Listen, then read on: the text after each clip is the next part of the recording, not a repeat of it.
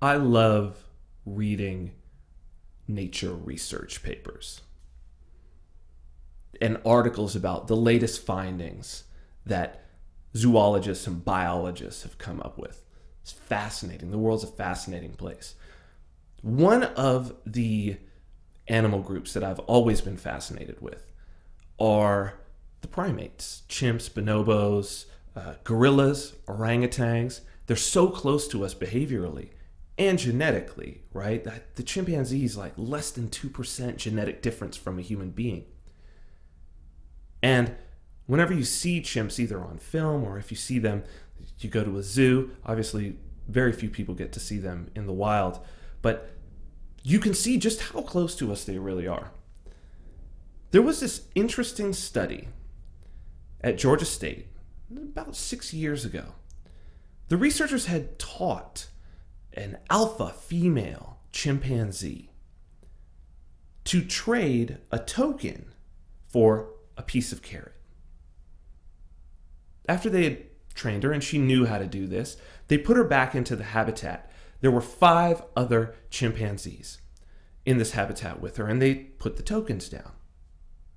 And the alpha female who had been trained, took a token, went over, traded it for a carrot. Did this a couple of times, and before long, 4 of the 5 figured out how to do this.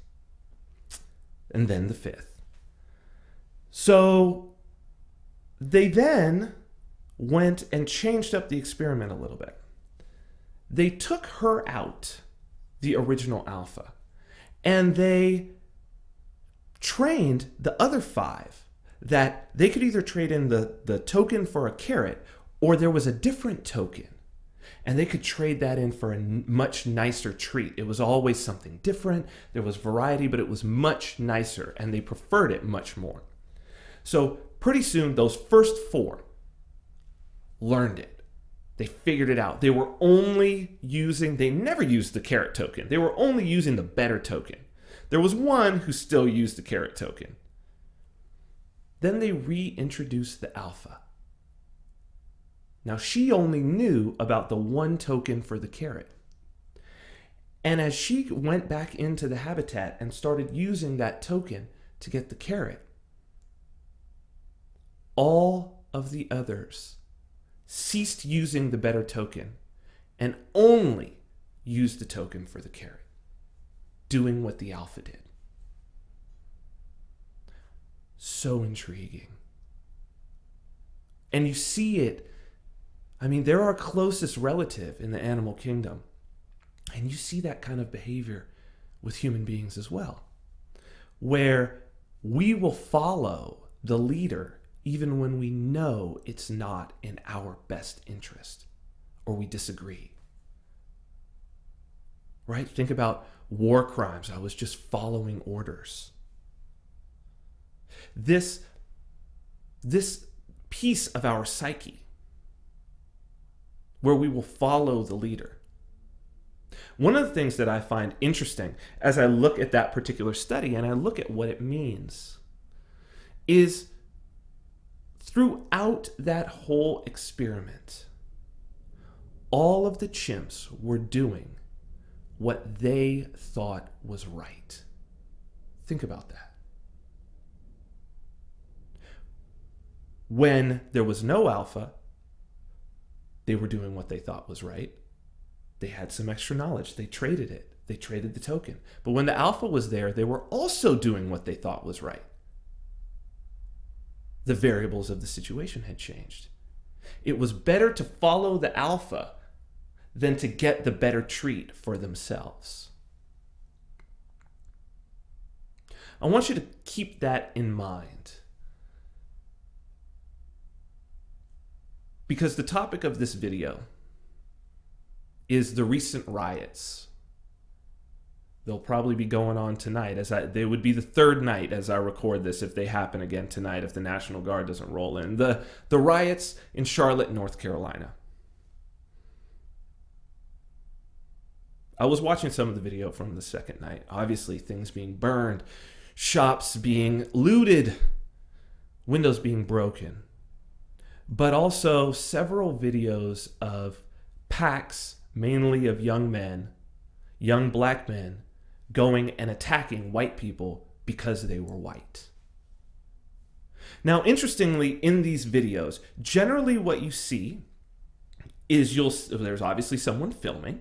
That person's usually not involved in the attack. Then you see a group of people who are protesting, rioting, whatever they're doing, but they're not attacking. Then you'll usually see one person start after a potential victim and attack them. And then you'll see a few other people sort of kind of join in, maybe a kick here, maybe a punch here, then they just kind of back off, run around. You see this kind of behavior, the behavior we were talking about. An alpha, and then some followers. It's conceivable that were it not for those core 1 or 2 leaders of violence, that the entire crowd may have just left this bystander well enough alone.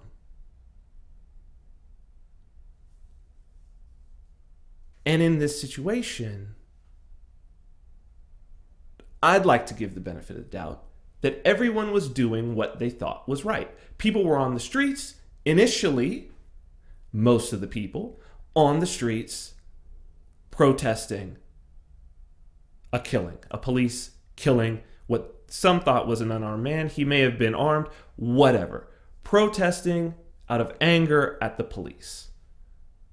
Charlotte, North Carolina, this is a lot of history there, right? With the black community and the police.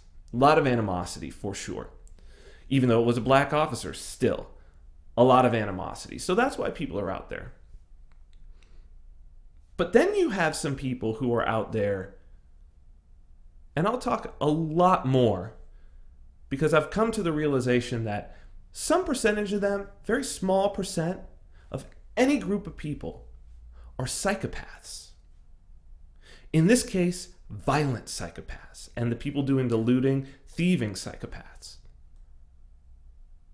And these people were out there for that. They could have cared less. And in an environment of heightened tension like that, these individuals, it's an environment of war. It's an environment of a raid. Those most violent, most aggressive individuals play the alpha role. Now, for a psychopath, attacking people is what they think is the right thing to do. Even though it's not. Just like that alpha female gorilla. It's not the right thing to do. But those psychopaths go in, and then the followers follow. They follow the alpha. Still, there's going to be some that don't, but they don't stop it either. And for me, this is such a great metaphor for the state. Because look at who's at the helm of the state. Look at who's the alpha. Sure, obviously, we see it in the homicidal dictators, right? That have existed through history. The insane dictators. But even in our own presidential election happening right now, look at these two. Look at them. Their opponents on either side see them as psychopaths. They're certainly violent. They want violence against certain groups of people, don't they? I mean, if you haven't seen it, go and Google Hillary Clinton's "We came, we saw, he died" about Gaddafi, about overthrowing Gaddafi. She goes, "We came, we saw, he died," ha ha ha, and starts laughing. Do you know how Gaddafi died? He was, I guess, trying to escape or hold up somewhere. The people overthrowing the government got him, drove him through the street, beating him up. You know how they killed him? They sodomized him with a knife on video. A guy got up behind him and shoved a knife up his ass and he bled to death. And she's laughing about that. She's laughing. If that's not a psychopath, I don't know what is. And then the followers. And then the people who don't care either way. So close to the riot. And in the state, and I think that this is something so important. You know, we as freedom-loving people, libertarians, small l, in other words, for liberty, whether you're anarchist, whether you're minarchist, but someone who loves the idea of freedom, of people being free, of people not being in bondage, of understanding that the idea that all men are endowed by their creator with certain unalienable rights, that if that for you is worth fighting for, at least talking about, at least trying to sell people on that idea, it's important to remember and to give everyone credit that they're doing what they think is right. Hillary Clinton may be a psychopath, but she's behaving in the way that she thinks is right. She thinks, we came, we saw, he died. Ha ha ha ha. That wasn't the first time she'd said that. And probably when she'd said it before, she was around a bunch of psychopaths, not in front of an ABC News crew. And they probably all laughed. Well, that's what's right. There's the training. There's the token for the piece of carrot. And the followers are doing what they think is right. And I am doing what I think is right. And Donald Trump is doing what he thinks is right, and his followers are doing what they think is right. The racist is doing what he thinks is right. BLM is doing what they think is right. The feminist is doing what she thinks is right. The misogynist is doing what he thinks is right.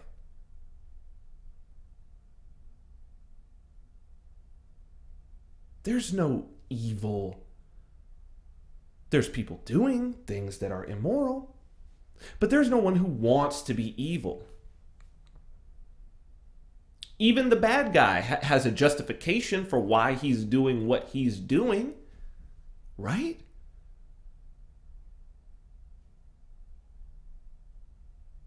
You know, even Lex Luthor thinks Superman is a menace.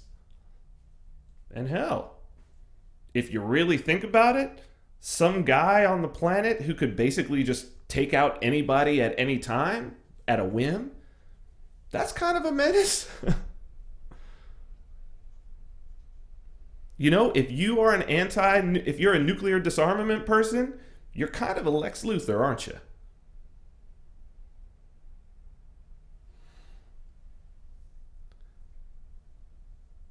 So, if everybody's doing what they think is right, then if you want a more peaceful world, a more free world,